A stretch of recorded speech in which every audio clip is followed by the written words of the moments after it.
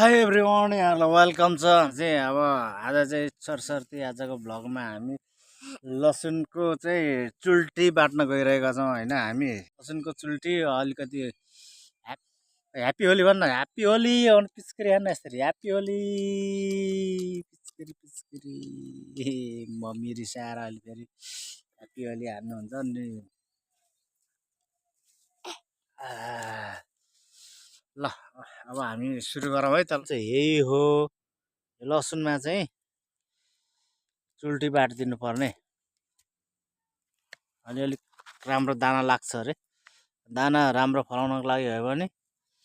टक्कसितले यसरी चुल्टी बाट्नु पर्ने होइन केटो ल उता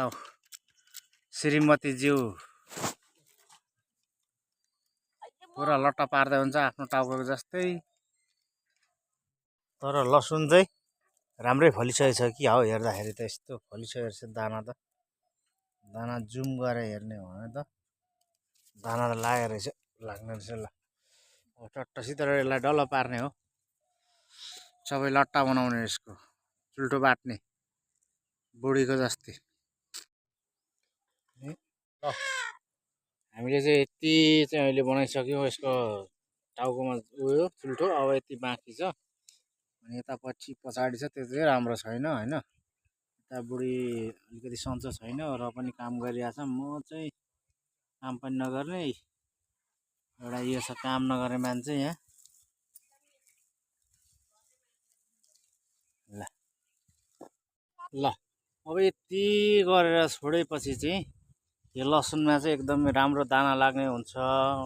भन्ने भनाइ छ अब यता चाहिँ बाँकी छ यता पनि गर्नुपर्ने हुन्छ आजलाई चाहिँ यति गरियो यो चाहिँ लसुन फलाएर अब घरमा अर्ग्यानिक खाइदिउँ त भन्ने सोचले गरेको काम हो केही समयको लागि लसुनले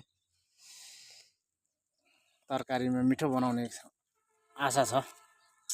आजलाई चाहिँ यत्तिकै गरियो